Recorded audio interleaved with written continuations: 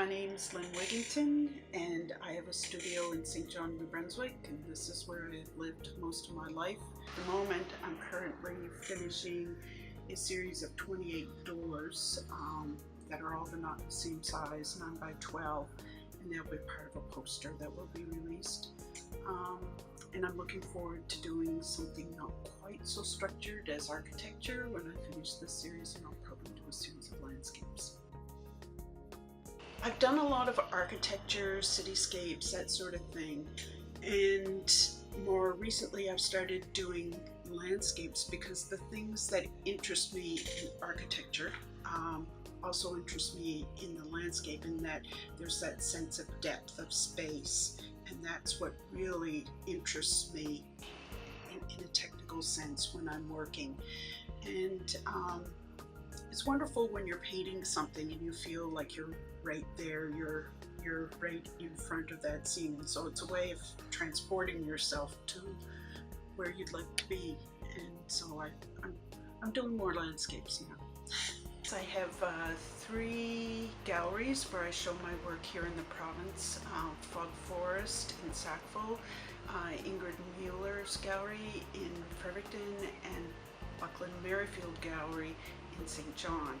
40 years ago, we lived in Newfoundland for 3 years, and we lived in a very isolated community, and so I became very close to the environment there, much more so than you do, say, living in the city.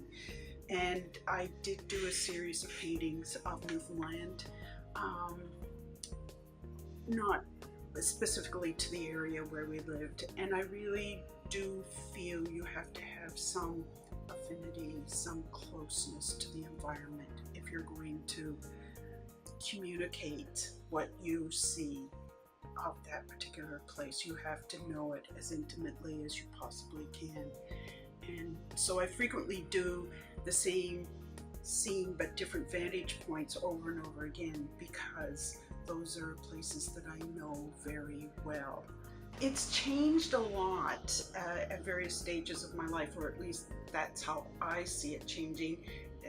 As I said, I started out as a printmaker, and then I just started working on the kitchen table, so that meant working small, doing drawings and acrylic paintings, because there was no fumes with that, so I could work safely in a home environment with that. And as we had a family, it worked out that I could continue working at home.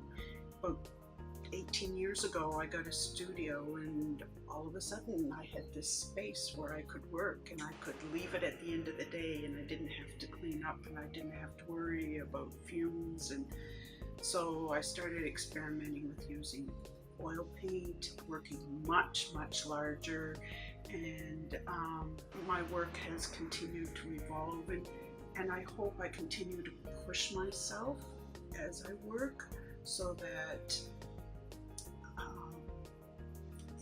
you're always reaching for other goals, other standards.